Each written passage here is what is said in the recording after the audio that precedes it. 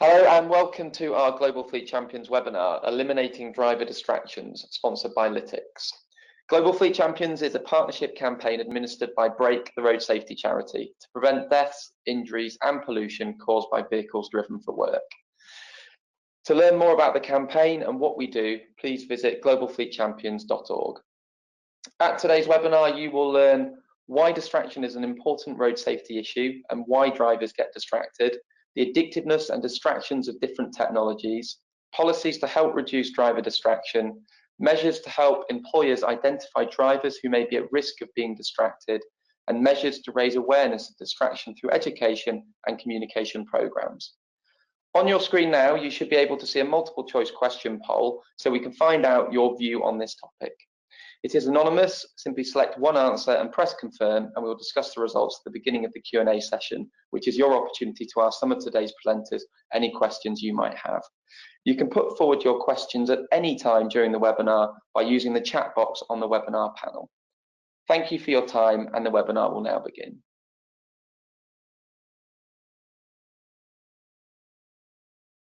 Hi, my name is Kirsten Haysalmon, and I'm a human factors researcher at the Transport Research Laboratory. Today I'll be talking about why distraction is a safety issue. Being distracted can make drivers less aware of other road users and less observant of road rules, placing these drivers at a higher risk of being in a crash. The EU Commission estimates between 10 and 30% of crashes in Europe are caused by road user distraction, where the National Highway Traffic Safety Administration estimates that driver distraction may contribute to 16% of all fatal collisions, 21% of all injurious collisions, and 22% of all collisions in the US. In Germany, it's estimated that 26% of injurious collisions involving unintentional lane departures were by distraction or inattentiveness. These figures are likely to be underestimates given the difficulty in determining contributory factors after crashes have occurred. Thus, the implication of driver distraction is potentially much worse than the data suggests. Driving is a complex task drawing on many mental processes and parts of the brain. A simple example to show this is reaching a destination. For instance, a driver needs to remember the route, they need to maintain control of the vehicle, interact safely with other road users, and do all of this whilst adhering to the road rules, interacting with other road users, and controlling any stress and emotions resulting from the driving environment. In short, when driving, a person needs to engage majority of their mental faculties, so therefore it's not surprising that attention-grabbing distractions can interfere with the successful and safe completion of the driving task. To understand why distraction is so dangerous, we need to understand the limitations of human information processing. The brain never focuses on two tasks at the same time, but instead switches back and forth between the two. If we do more than one task at the same time, the performance of these tasks deteriorate, and this is because humans struggle to divide their attention. As driving is a complex task and requires various cognitive processes, adding an additional task to this can mean that a person is unable to pay sufficient attention to all the activities required for safe driving. And this then could lead to process failure, resulting in loss of control of the vehicle, putting the driver and other road users in physical danger. So what is driver distraction? Driver distraction occurs when a driver diverts their attention from activities needed for safe driving. By safe driving, we mean exercising sufficient awareness of the environment and controls of the vehicle to maintain reasonable safety margins, allowing for unexpected events. To achieve this, a driver needs to continuously monitor the road, infrastructure, and environment. This includes monitoring the road ahead and the behavior of other road users. So distracted driving is a state that occurs when attention is given to a non-driving related activity inside or outside the vehicle. In a study conducted by the National Highway Traffic Safety Administration, it was found that drivers engage in a secondary task about 23.5% of their driving time, where in-vehicle distractions are responsible for the majority of distraction-related collisions. So there are 4 different types of distraction. The first type is visual distraction, and this is where the driver takes their eyes off the road to engage in a secondary activity not related to a driving task. This can be inside the vehicle, such as tuning the radio, or outside the vehicle, such as looking at a billboard or an advertisement. Then we have auditory distraction, where noise diverts driver's attention from activity necessary for safe driving. So this could be, for instance, having a conversation or even listening to loud music. Then we have manual distraction, where the driver takes one or both hands off the vehicle controls to attend to an activity not required for safe driving. So this could be activities such as applying makeup, eating, drinking, smoking, or even holding a mobile device. And the last type of distraction is cognitive distraction, where the mind is engaged with other tasks not required for safe driving. And this then competes with the mental or cognitive resources needed for safe driving. So this is things such as like if you're thinking or you're trying to solve a problem. Now, what often happens is that drivers experience more than one type of distraction at the same time. So for instance, when you're texting while you're driving, this results in visual, cognitive, and manual distraction, as a driver has to use their eyes to read and type the message, the brain to think and make decisions on what to say, and their arms and hands to pick up the phone and type the message. And then over and above this, when the notification came in, that also caused auditory distraction, as well as cognitive distraction while you decide whether or not to look at your phone.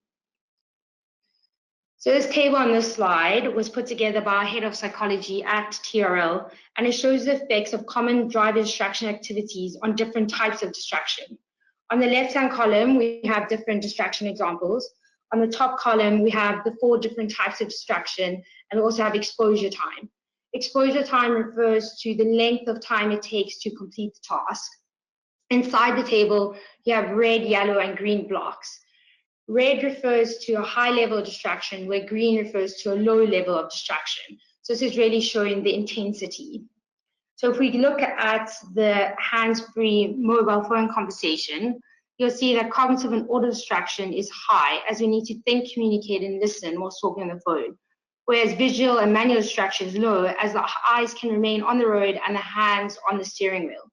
The exposure time in this case could be very long, because you could talk on a phone conversation for a long period of time. If this was not a hands-free mobile phone, then manual distraction could also be high, as you would need to take one hand off the steering wheel. Now, if there's more than one distraction happening at the same time, such as talking on the mobile phone and eating, the level of distraction significantly increases, which significantly increases the crash risk. TRL conducted a study investigating the effects of alcohol and mobile phone use on road safety. And what was found in this study was that driving performance under the influence of alcohol was significantly worse than normal driving, which was expected. But the interesting one was that talking on a mobile phone was significantly worse than driving under the influence of alcohol and under normal driving conditions. It was found that at 70 miles per hour, it took half a second longer to react when talking on a handheld phone compared to normal driving conditions, which is equivalent to an additional 14 meters of travel before reacting to a hazard on the road. The study also found that drivers were less able to maintain a constant speed and to keep a safe distance from the car in front of them, as well as these drivers significantly missed more road signs compared to driving under normal conditions and under the influence of alcohol. This study shows how dangerous distracted driving can actually be. Just because you're distracted, it does not mean that you'll be in a crash. It means that the likelihood of being in a crash is increased.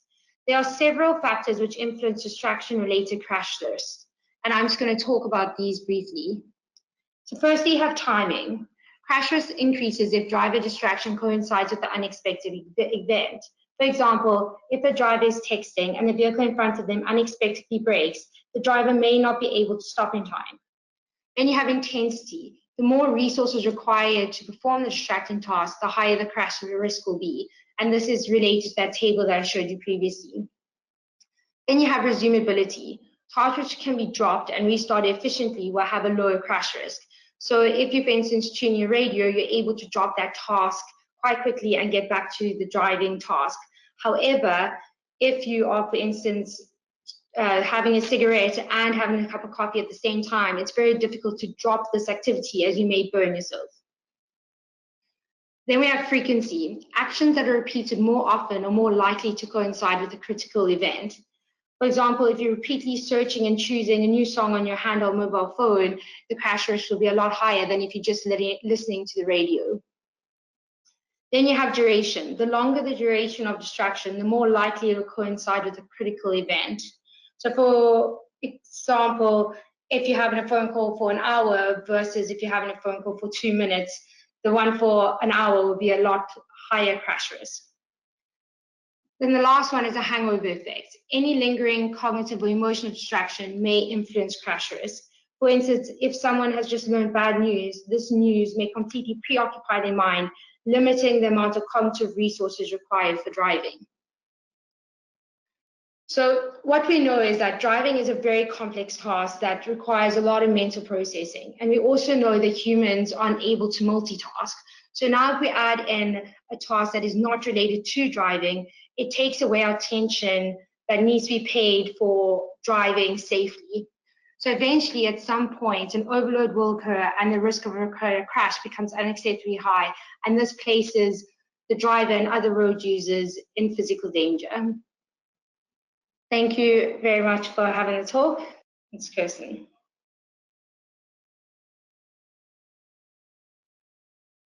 Good afternoon. My name's Dr. Graham Hull. I'm a senior lecturer in psychology at the University of Sussex, and I do research into distracted driving. I want to start this presentation by discussing the scale of the problem of distracted driving.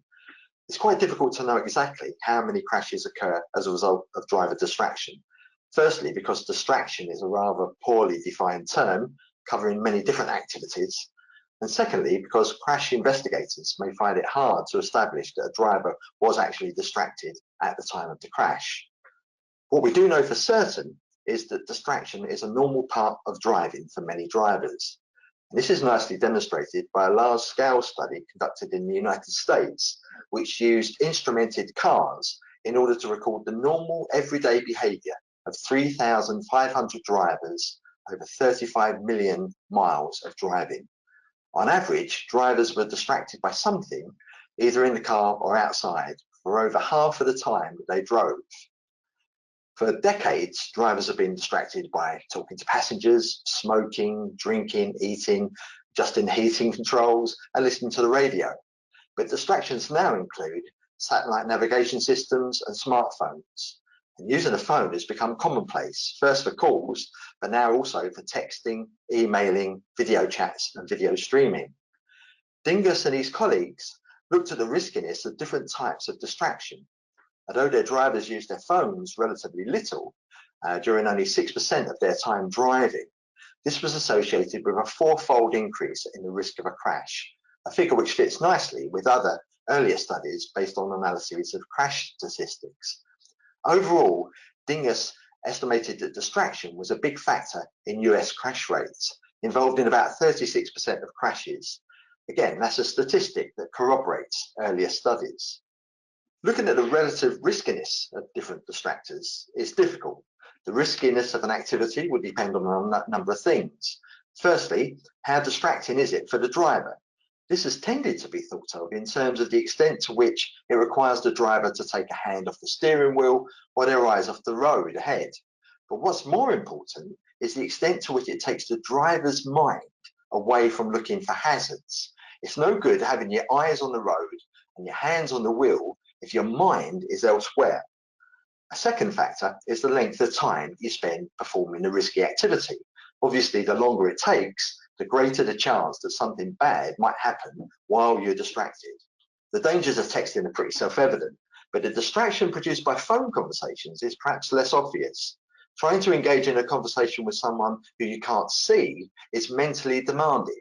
You have to manage the flow of the conversation without the non-verbal cues that are provided by a passenger.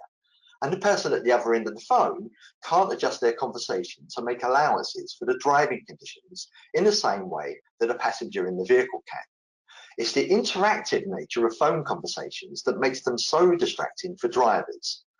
Over 30 years of research worldwide has demonstrated that mobile phone conversations produce real and significant impairments in driving performance, regardless of whether the phone is handheld or hands-free.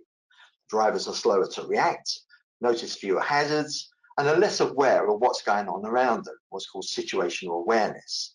Importantly, research shows that hands-free phones produce just as much impairment in these respects as handheld ones, because it's the cognitive effects of phone use that give rise to the increased crash risk.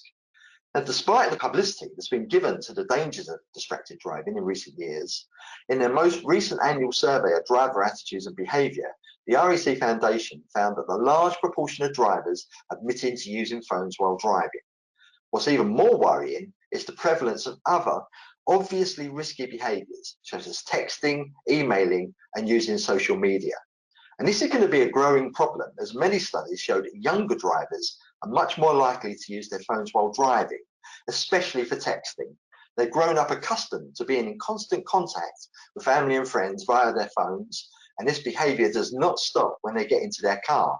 A recent study by Albert and Lowton found that young drivers touch their smartphone screen over 1.5 times per minute when driving, and over half of these touches occur while the vehicle is actually moving. Why are so many drivers so ready to engage in what are objectively risky behaviours? Research on smartphone addiction is burgeoning, and there's no doubt that in some individuals, the constant need to check their phone and the stress and anxiety that they experience if this is not possible means that their behaviour meets all of the characteristics of an addiction. However, the behaviour is so widespread that it's probably unwise to regard it as an addiction in most drivers. The explanation probably lies in an unfortunate combination of a number of factors. Many drivers fail to realise the extent to which their driving is compromised when they're on the phone.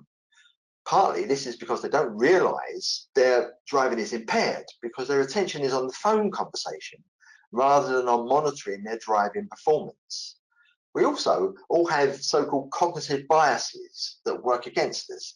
We think that we're better drivers than other people, and so we're better able to cope with phoning whilst driving. We think we're luckier than other people, and so less likely to have a crash.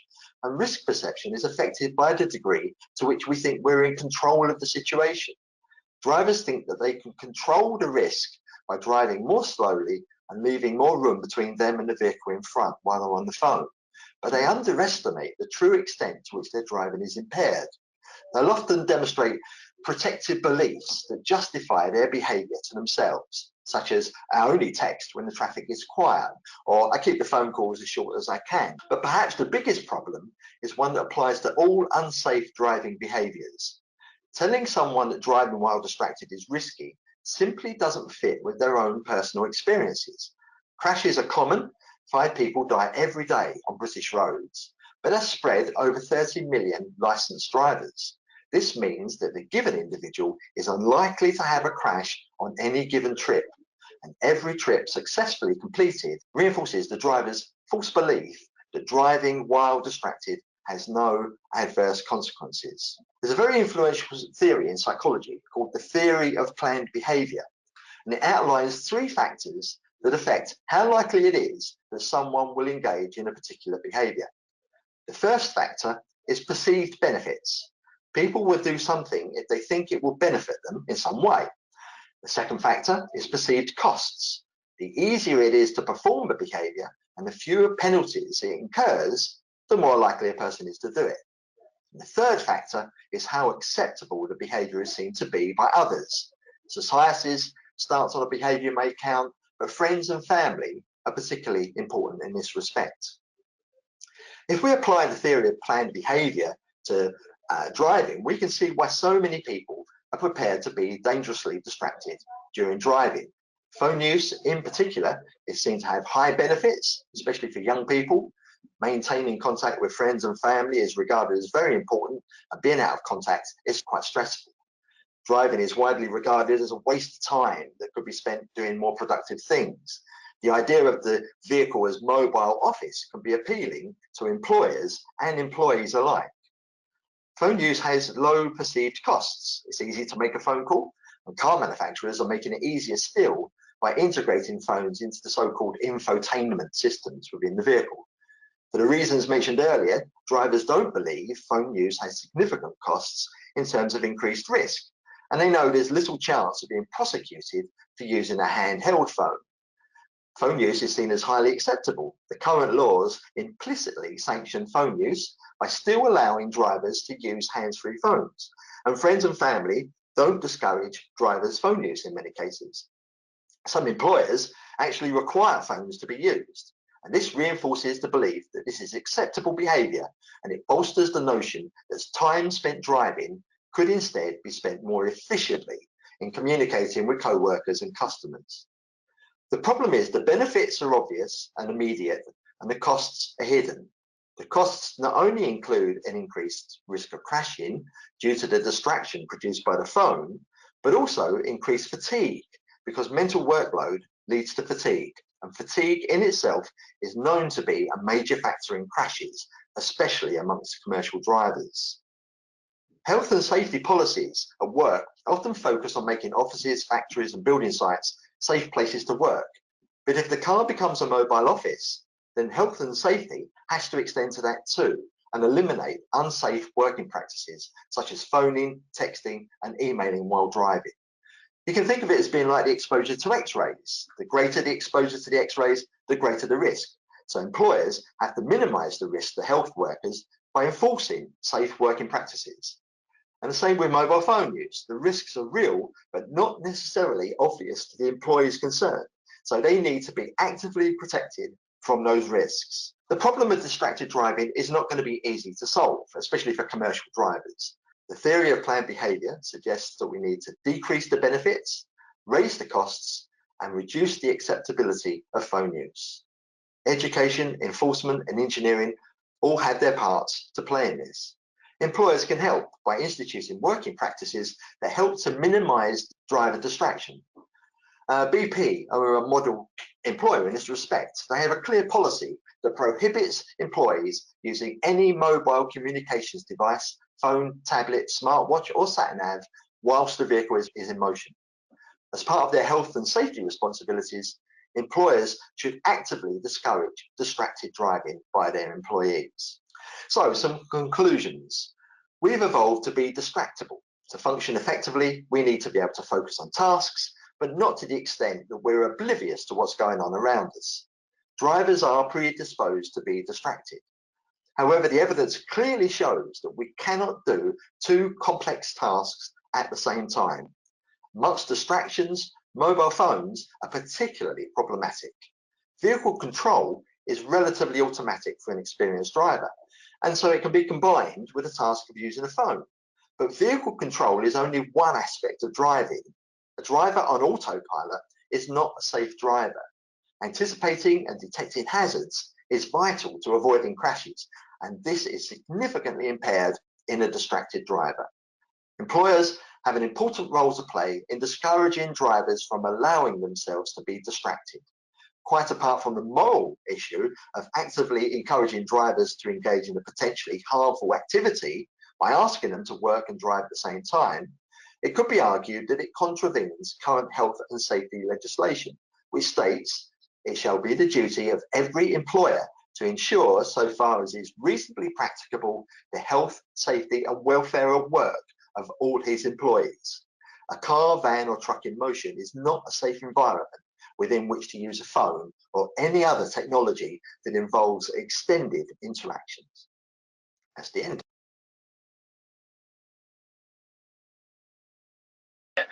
My name is Damien Penny. I'm the Vice President and General Manager for Lytix Europe.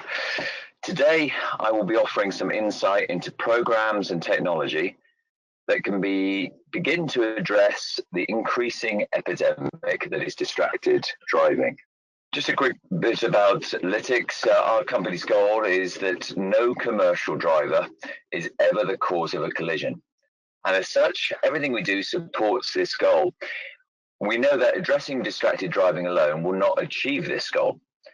But for this webinar, and as it's perceived as one of the highest reasons for collisions and incidents on the road, we will review how you can detect, measure, and reduce distraction today. So companies such as yourselves have been looking to technology to try and help them improve their safety and improve their bottom line. As we know, the roads are getting more congested, the distraction is increasing, and premiums obviously are going up. But existing systems are proving not enough when you're starting to evaluate where you need to do and where you need to be to impact distracted driving. So companies are asking to be able to capture video immediation. What is actually happening there on the road today? I need to have access to this type of video. First notification of loss is important, and therefore what causes the incidents on the road must be known about immediately.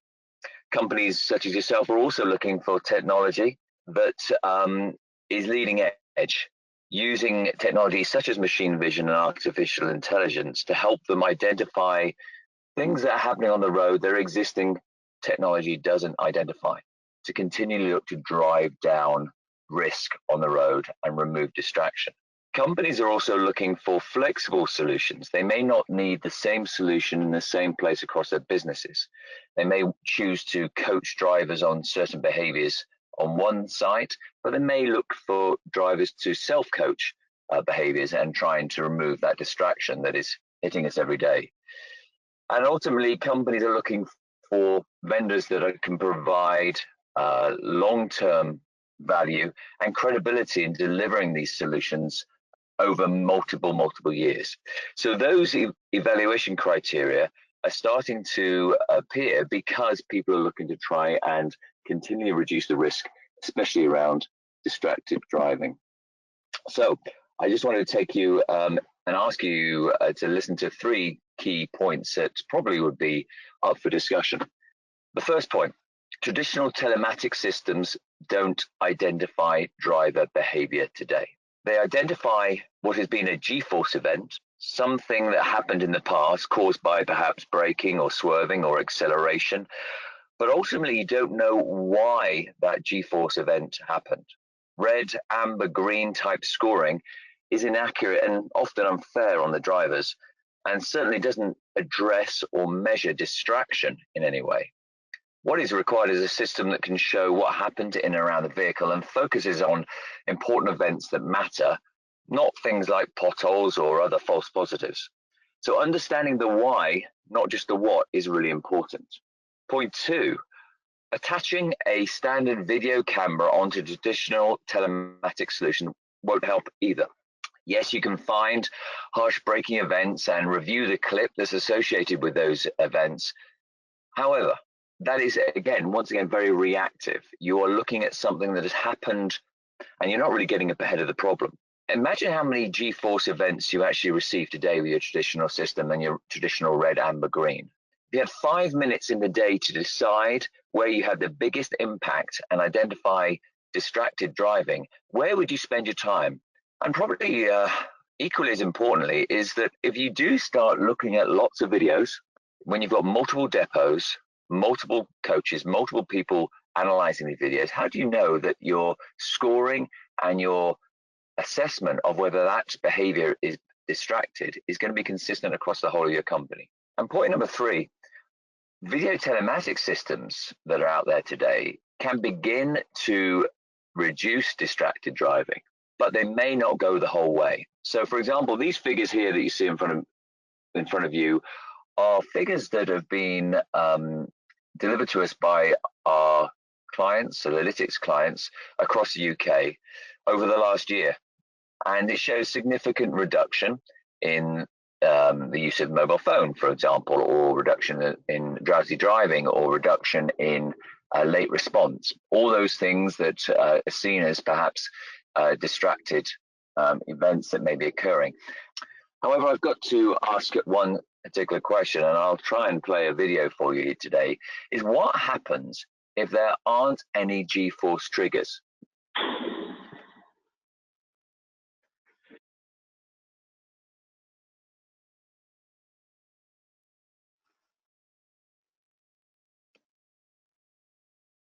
Okay, so what you'll see from that video was that somebody was being alerted by ADAS systems in their cab, and they were using the ADAS alerts to correct themselves and then continue on with their distracted driving. So what that really goes to show is that just an alert on its own will not eradicate distracted driving. What it does is the driver gets used to the triggers and continues with their poor behavior.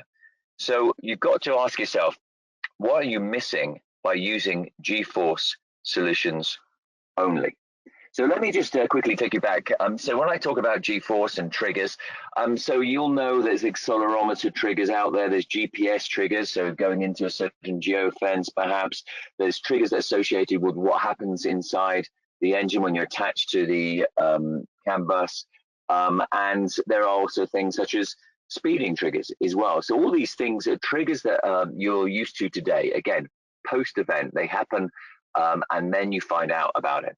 What is now coming into the marketplace, and certainly in the marketplace with Lytx, is machine vision and artificial intelligence triggers, which are looking to try and identify behavior that leads to distracted driving before any G-force trigger happens. Machine vision, for those who don't know, is the ability to see and recognize, using a computer, see and recognize certain activities or certain things.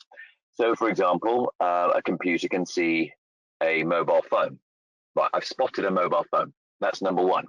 However, that in itself is not risky. If you look at artificial intelligence is what allows you to decide whether something is risky or not. As you see from these photos, having a mobile phone maybe on a chair or in a holder that's not being used in any way is not risky. However, having a mobile phone to the ear is risky. So what is important is to understand that machine vision alone won't help you identify risk. It'll identify things. Artificial intelligence will help you to identify risk. Now, the next slide I'm going to show you is just about data quickly, and then I'll start talking about how some of these new technologies can help with identifying and measuring distraction. With machine vision and AI, you need data to train the algorithms. Now, when an algorithm, if you like, is born, it may not be able to identify the distractions that are going on. It may be able to identify only a certain thing, such as a car in front or perhaps a mobile phone. So algorithms that drive autonomous vehicles need to be taught so they can accurately identify risk and then ensure they capture and download that risk for analysis at any time. So data is required to teach these algorithms. So you all know about machine vision and artificial intelligence when it's looking outside of the vehicle. Plenty of cars these days, plenty of commercial vehicles now are built in with ADAS systems that are looking at different things outside of the vehicle, looking at maybe lane departure warnings, looking at rolling stops, looking at red lights, etc. So those things are out there today, and what Lytx did is introduce our own technology like this in 2015, which allowed us to start learning how difficult machine vision and artificial intelligence is and how you have to manage all of that data. So for the last 4 years, using our own MVAI tools, we've been learning how to create algorithms that are going to add value to our customers. So when you start learning, you can start applying that to other types of distractions. So imagine you've got the classic, which is like mobile phone distraction. You've got perhaps food and drink distraction. You've got perhaps smoking distraction, and you've got other unsafe behaviors such as driver unbelted. So you're not actually wearing the seatbelt. So those are behaviors that we've identified through capturing a lot of our data over the last 20 years as ones that cause significant amount of distraction inside the vehicle. So I want to now show you a clip. This following clip shows how machine vision and artificial intelligence can identify multiple different things that are happening within a vehicle without any G-force events taking place.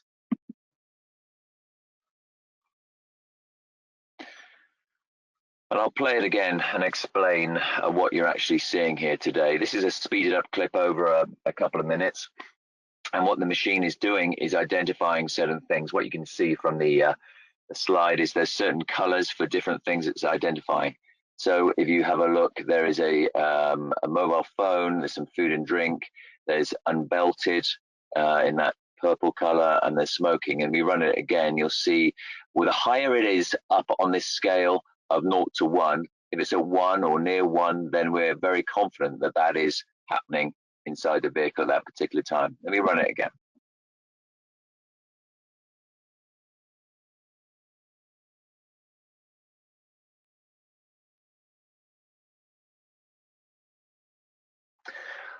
Okay, so luckily no incident occurred from this distracted driving, and there's a lot of it going on, as you can see. This is not easy to do, and it's not very easy to do without a lot of accurate data. And this is all happening without any G-forces. So this is using machine vision to identify certain behaviors. Okay, I just want to do touch on a couple of myths that perhaps are out there today around in-cab alerts. When I speak to many of our customers, so a lot of the things they talk about is, well, we need some in-cab alerts. We need them. We don't know why we want them, but we believe it's a way of addressing distraction. So let me just take you into the next slide. Now, you've seen this one before, but the myth is really quite simple here, is that if you have audible alerts, then it will change the behavior of the driver. However, as you saw from this clip, there are audible alerts going on and the behavior does not change. And drivers don't always self-correct. So having an alert is important, but certain types of drivers won't self-correct. Let me give you another example of that, and let me play the video on this one. Now it's a different distraction. This happens to be a book.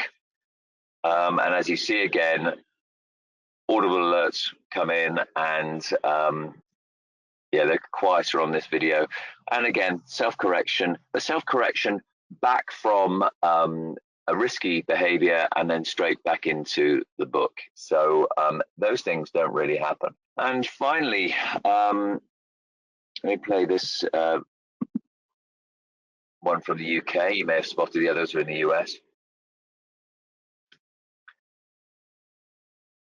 Luckily, again, nothing happened in this potential catastrophic incident, but the vehicle was going at 90 miles an hour with both passengers were asleep, and audible alerts it did happen. It's difficult to hear on this clip, and nothing happened until the rumble strips came along, and then luckily nothing occurred on the road.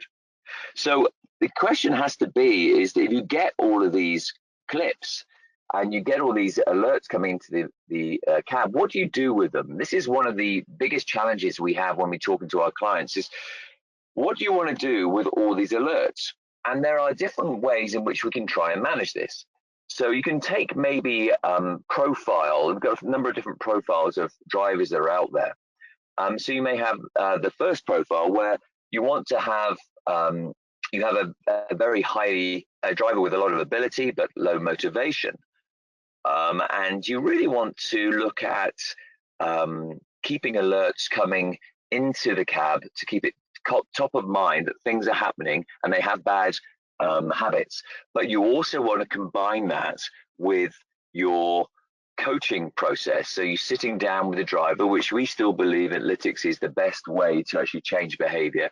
Sitting down with your driver to talk about how things are dangerous on the roads and there's certain distraction that they may be seeing, as well as giving them the opportunity to correct while they're in the cab.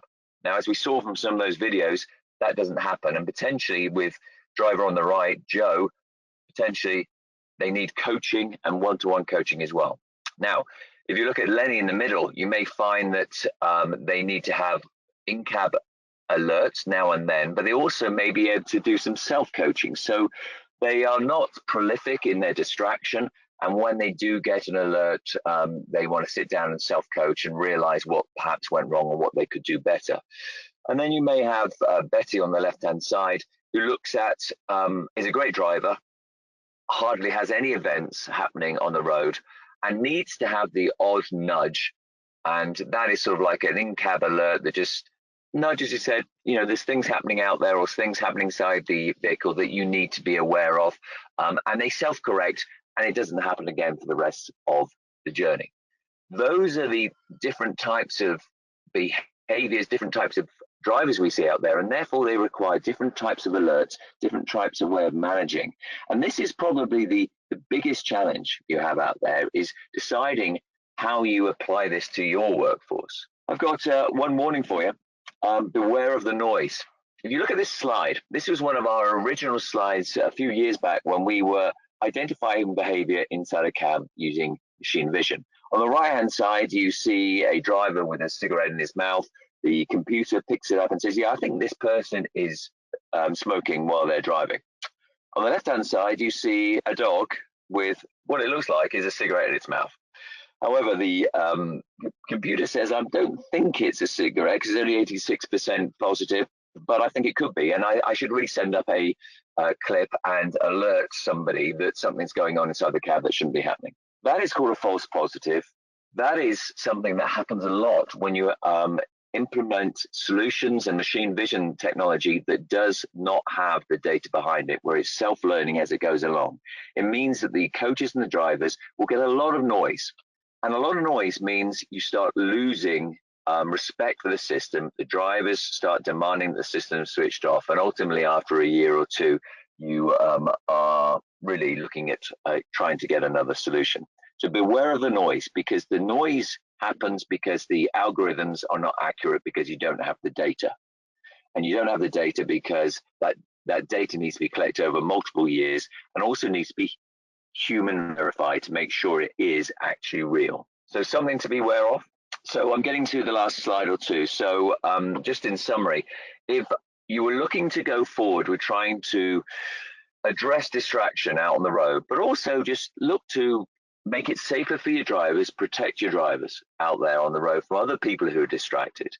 We believe that the combination of using machine vision capability, both outside and inside the vehicle, to identify distraction that happens when there aren't any G-force events, and you combine that with human reviewed technology as well, and then you deliver that to your supervisors or your coaches or to your drivers who may self-coach in a timely fashion and in a way that is easy to use, then you have the best of all of the worlds. So 1 + 1 really equals 3 if you combine all of these things together.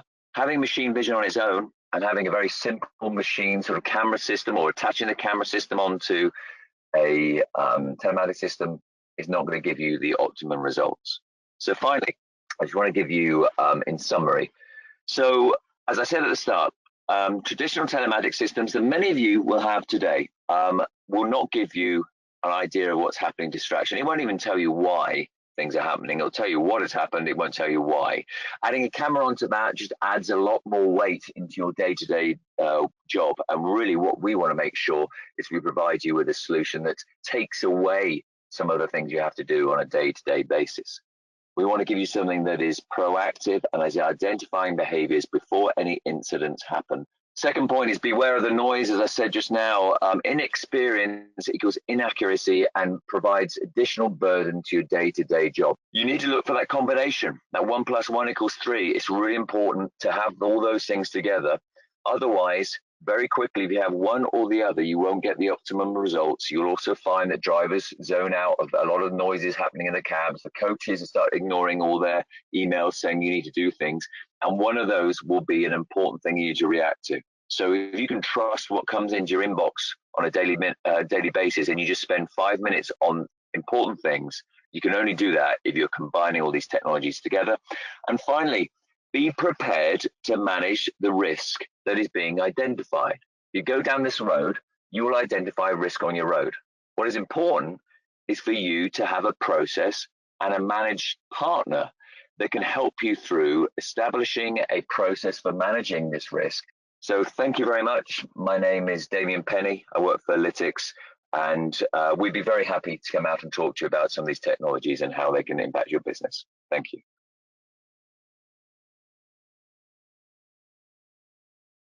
Thank you for giving me a little bit of time to share a story about our journey to reach our road safety quest at Pfizer.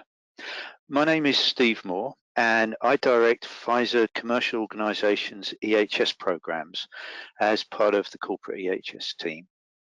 I lead Pfizer's global driver safety program, which touches over 25,000 salespeople globally. It's a modest kind of a story, but I hope it's encouraging. It's about a simple, low-tech change that I believe has made a big difference to driver safety in our US sales force. Is it all we need to do? No, certainly not. We need to keep doing better. harnessing digital, improving training, coaching and policies. But our story underlines a vitally important thing in workplace safety, which is reaching the hearts and minds of people through communication and relationships. I'm approaching driver safety as a general safety professional. So I'll finish up with some reflections linking back to health and safety practice, and I'll be taking these reflections forward on our journey, and I hope these things might be useful in your journey too. We have around 4,700 hardworking men and women in our US sales force who spend time with medical professionals every day to share research and information about our medicines to help them help their patients. It's a role where the focus is very much on what they do when they reach their destination, their customers, several times per day. Our challenge has been to stimulate focus on the bit between the customers as they drive around their territory to reach them. We've had a formal program with a policy, a specialist vendor that supports license monitoring, risk assessment and training since 2011. I've personally witnessed how the business is very serious about enforcing compliance with the policy, and the policy requires the standards of behaviour you'd expect to find in any typical road safety policy. Around 12 months before the start of this story, we'd just rolled out a program that had levied the equivalent of an insurance deductible for preventable crashes. We'd also decided to introduce vehicles with active safety technology across our fleet, and yet our collision rate was about average for a sales fleet, between 15 and 20%. We benchmarked driver safety with our peers in other pharma company sales fleets, and to be honest, we were behind the leaders there too. That benchmarking also revealed something that we needed to work on. Our program in 2017, where our story begins, was done to and for the sales organization by supporting functions like global fleet, health and safety.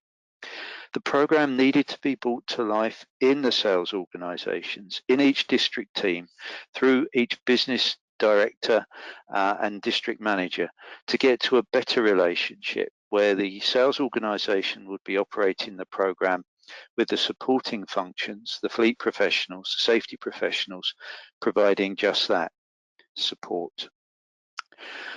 I'd like to take a quick detour around a mental model of motivation that I find really useful, specifically the states of mind that create a proactive, self-motivating mentality that doesn't wait to be told what to do and doesn't wait to be told to do things that might not be viewed as fun, for example, following a policy or following rules.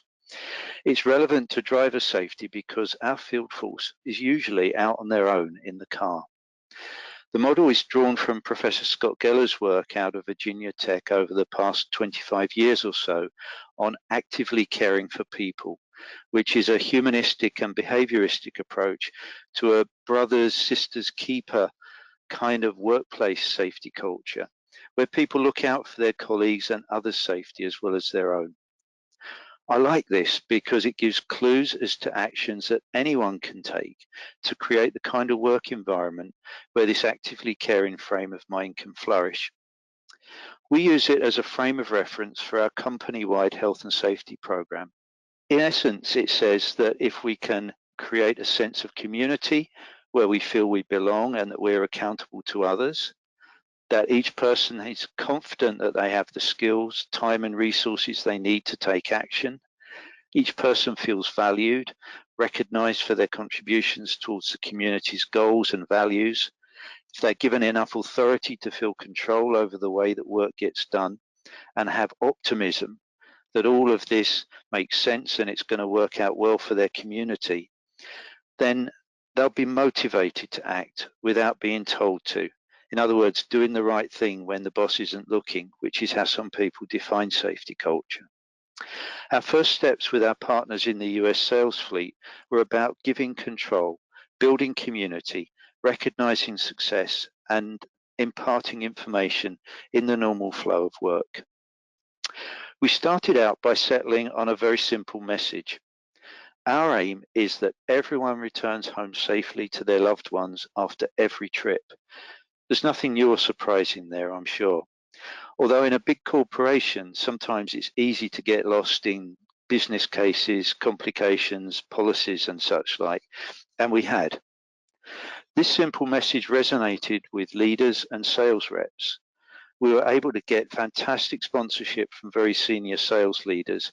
And as we started to work together, the strengths of the sales organization started to come through. Messaging, communication, energy, organization. We stopped referring to fleet safety, which seemed all about the cars, and changed to driver safety. We went a step further and created an internal brand, Driver Care, to convey that actively caring philosophy. There's nothing original here. The terms and elements of the logo are used elsewhere, I later realized. For example, when we joined Brake, the heart is the important part of the logo. It's made up of a road journey that loops back to the start, and of course the heart instantly means care. We established a driver safety council to set direction from the program, which involved leaders from each of the sales organizations in the field force. We realized that our first job for the council was to open lines of communication into the sales force so that we could reach into each district team. So a network of over 50 salespeople was formed, linked into the council as a two-way communication channel to share performance metrics, provide information and advice to raise awareness of distracted driving hazards, their causes and remedies. And those colleagues we referred to as ambassadors and champions. We decided to keep things simple, and we've stayed with this central campaign around distracted driving ever since. So here we are 18 months later, and the most notable changes are that the ambassadors and champions have established their role. They've communicated profusely. They've stimulated discussion of road safety topics and identified ways of working that make it difficult to avoid distraction and work with the teams to overcome them. We've continued to roll out the active safety technology through our fleet, and earlier this year we presented our first recognition program awards. And the results I'm showing here seem consistent with a genuine improvement trend. The full year 2018 statistics are improved over the first half of 2018, when the program was just getting started.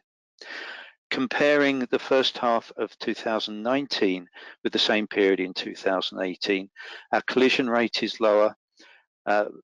What means a lot to me as a safety professional, the number of working days lost as a result of crashes is significantly lower, and our OSHA total recordable and lost time rates are both lower, and those rates are calculated as cases caused by crashes.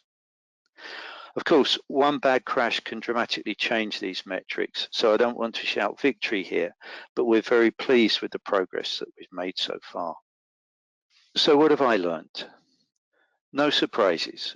Leadership sponsorship, involvement of management lines, grassroots activity are all essential to successful safety change programs. The numbers matter to a sales team, so it's important to communicate performance. Regular communications woven into the normal business flow keep safety topics alive and front of mind. I was delighted personally to see the value of giving up control. The sales teams organized themselves, presented the information and communicated far more effectively and persuasively than I could. They made it theirs and they made it objectively better. We're now starting to see a change dynamic about the program too. Sales colleagues are asking for training. They're asking how to use the risk scoring system, whereas before it would have been seen as a compliance chore. So engagement boosts compliance. And important for a transformational change program like this, we found change agents, more than I expected. Road safety touches everyone's lives. We've all either been in a crash or know someone who has been. So we found enthusiastic road safety advocates in the field force, happy to have an opportunity to do something in a cause that they believe is important.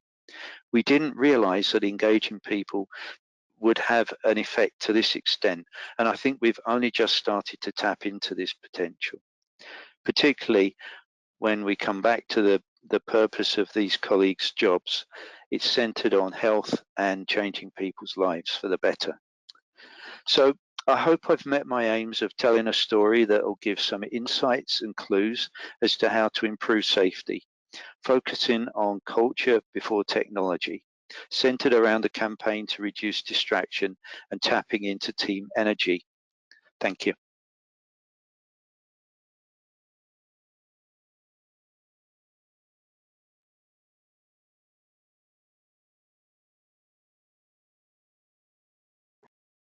Thank you.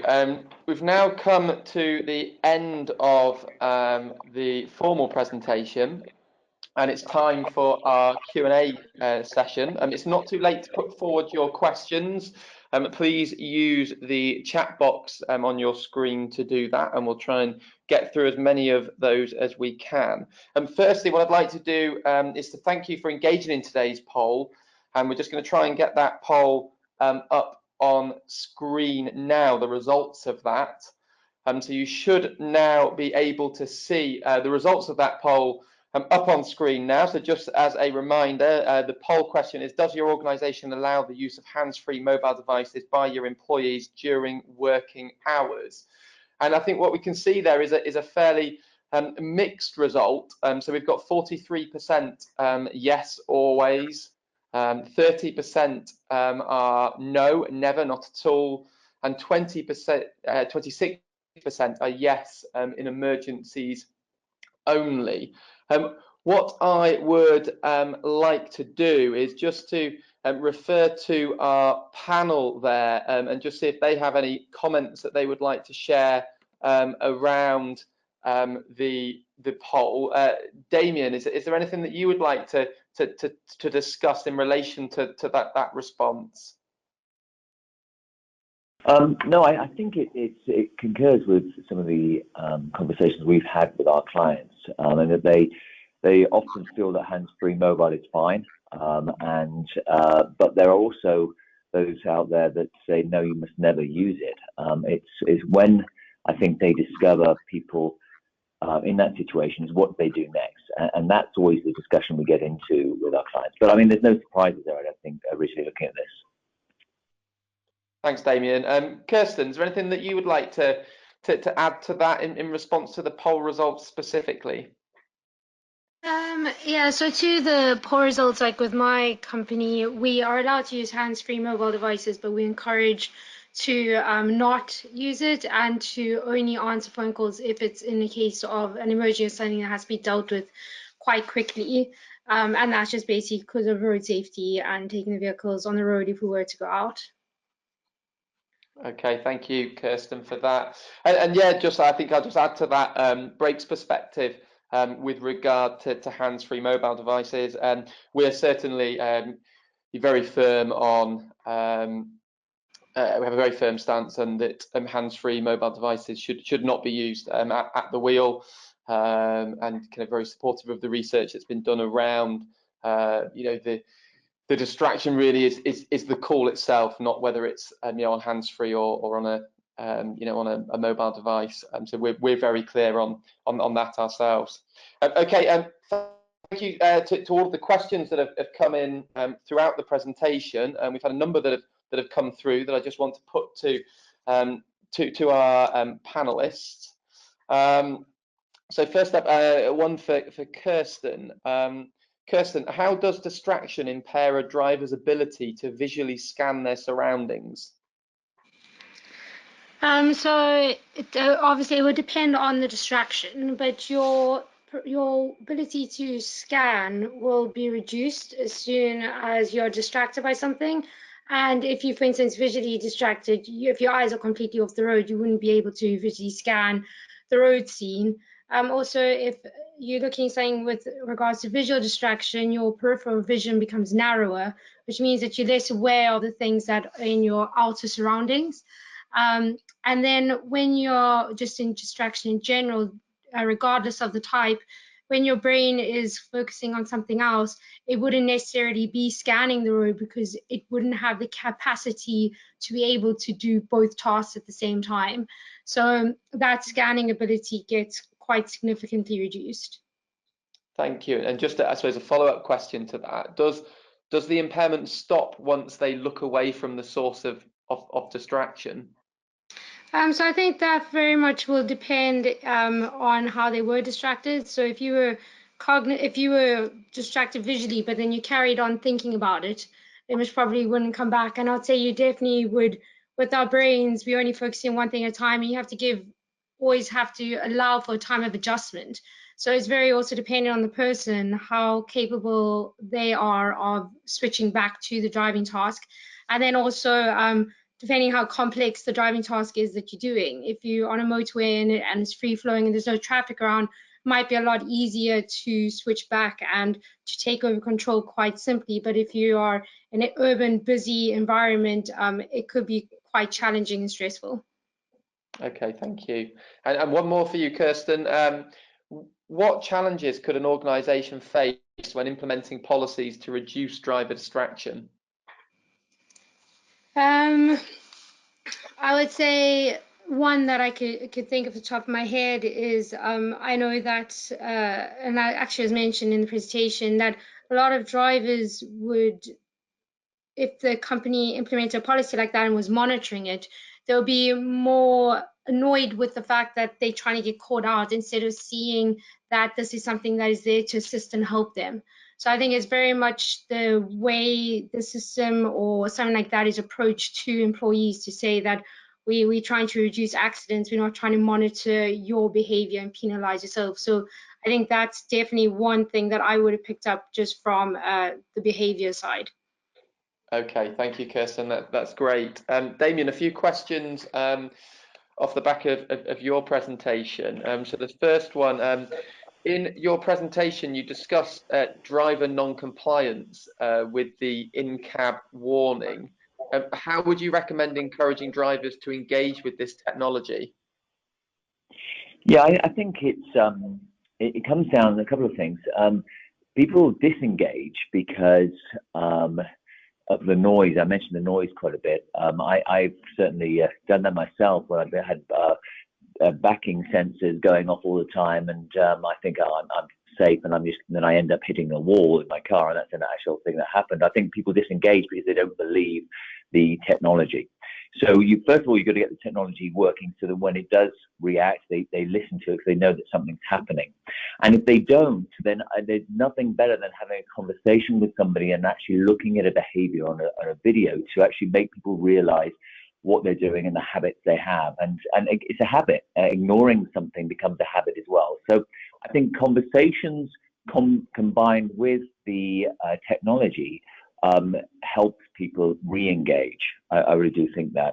And I just want to just say the comment of culture before technology, which I mean, Stephen said from Pfizer, it is really important. The communication and the engagement with the drivers, in addition to the technology, is where you get the best results. Okay, thank you. And another one for you as well, Damien. Which initiatives do you recommend fleet managers integrate into their policies to ensure robust management decisions using the data collected? Can you repeat it one more time? I can. So which initiatives do you recommend that fleet managers integrate into their policies to ensure robust management decisions using the data collected? Yeah, I think they have to. So you have to have a regular review of the data that you collect. I think if you're going to do anything, you have to you have to use the technology and the data that is collected on a regular basis. It has to become a habit in itself from the managers. They have to review, they have to look at the trends. It's not something you can dip in and out of. If you're going to do this, you have to have a process which you work on a regular basis. You can show that you are actively engaged with this types of technology and doing something about the things that you see that when they do happen. It's not good enough to say, yeah, we've implemented the technology, that's fine, and it will just work. It takes a lot of effort to get these things to work. It's not, the technology itself does not create the results that you want on its own. So regular engagement with the technology and the data that you see and analysis of that data is critical. Putting it in every week, reviewing it every week is a really important part of what we suggest our managers do. Okay, That's thank you. one thing. I mean, just a quick, yeah. Okay, thank you, Damien. Okay, that brings us to the end of our questions. On screen now, you can see a slide with regard to our next webinar. I'd like to thank you all very much for attending today's webinar. Again, very kindly supported and sponsored by Lytx. We hope you enjoyed it and the webinar has equipped you with useful information that will help you to work towards our common goal of safe and healthy mobility in fleets. To view all of our upcoming webinars and events, please visit globalfleetchampions.org.